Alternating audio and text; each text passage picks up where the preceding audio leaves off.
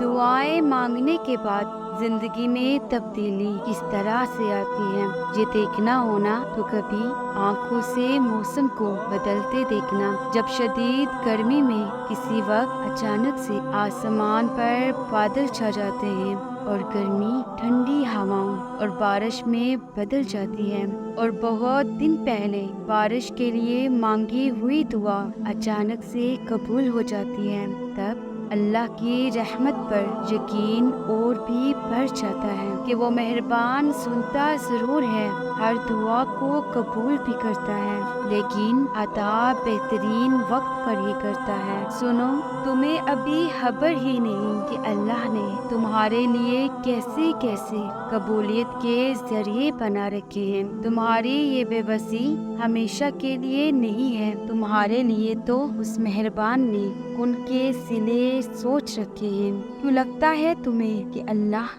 ناواقف ہے تم سے؟ اس نے تمہارے سبھی آنسوؤں کے حساب کر رکھے ہیں۔ اللہ نے انکار نہیں کیا تمہاری کسی بھی چاہ سے، اس نے تو بس بہتر وقت کے لیے اجر سنبھال رکھے ہیں۔ تم بس یقین سے اس کے فیصلوں کا انتظار کرو، وہ بنا دے گا وہ سبھی کام جو اب تک بگڑے ہوئے ہیں، وہ جو ملتا نہیں اور کسی صورت بھولتا بھی نہیں۔ یہ راز ہے مصلحتوں کے جو اللہ نے سب سے چھپائے ہوئے ہیں۔ سنو، دعاؤں میں اگر دل لگنے لگے تو جان لو کہ اللہ مقدر بدلنے کی ٹھانے ہوئے ہیں۔ اپنے منصوبوں کے ٹوٹ جانے پر تم دیکھو گے اس نے تمہارے لیے کیسے حیران کن منصوبے بنائے ہوئے ہیں۔ یہ جو اب تک تمہارا صبر ٹوٹا نہیں ہے، یہ اللہ ہی تو ہے جو تمہیں تھامے ہوئے ہے، جو چیزیں تمہیں اللہ کے سامنے محبت سے سجدہ کرنے پر مجبور کر رہی ہیں، جن کی وجہ سے تم اپنے اللہ کے ساتھ رابطے میں ہو، وہ چیزیں اللہ کی جانب سے تحفہ ہیں۔ وہ خواہشیں جن کے لیے تم اب بھی دعا کی غرض سے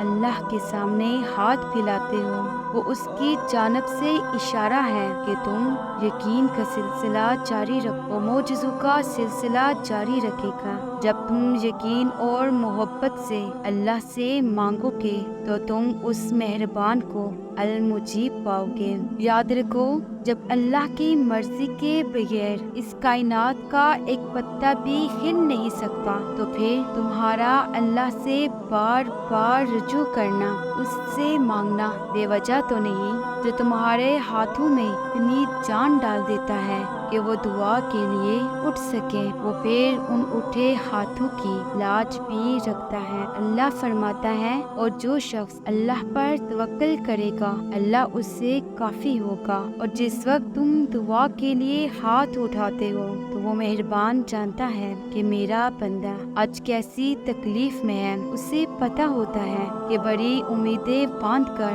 میرا بندہ آج جولی پھیلائے آیا ہے، بس جو بھی اس سے رجوع کرتا ہے وہ اسے اس کی فریاد عطا کر دیتا ہے، اس کے یقین کی لاج رکھتا ہے، بس یہی اس کے در کی شان ہے، بس یہی اس مہربان کی محبت کی حقیقت ہے۔ سورۃ البقرہ میں اللہ تعالیٰ فرماتا ہے، کہہ دو میرے ان بندوں سے جو ہار کے ہیں، میں کسی بھی جان کو اس کی طاقت سے زیادہ نہیں آزماتا۔ وہ تمام موقع جہاں تمہیں لگتا ہے کہ تم اکیلے رہ گئے ہو، اللہ وہاں بھی تمہیں اکیلا نہیں چھوڑتا۔ جہاں تمہیں لگتا ہے کوئی راستہ نہیں بچا، اللہ وہاں سے بھی تمہارے لیے راستہ نکال لیتا ہے، لیکن شیطان تمہیں مایوس کرتا ہے، وسوسے دلاتا ہے، کہتا ہے کہ اللہ پیار نہیں کرتا، دعائیں نہیں سنتا، مگر حقیقت تو یہ ہے کہ اللہ سے زیادہ رحم کرنے والا، معاف کرنے والا اور دعائیں سننے والا اور ان کو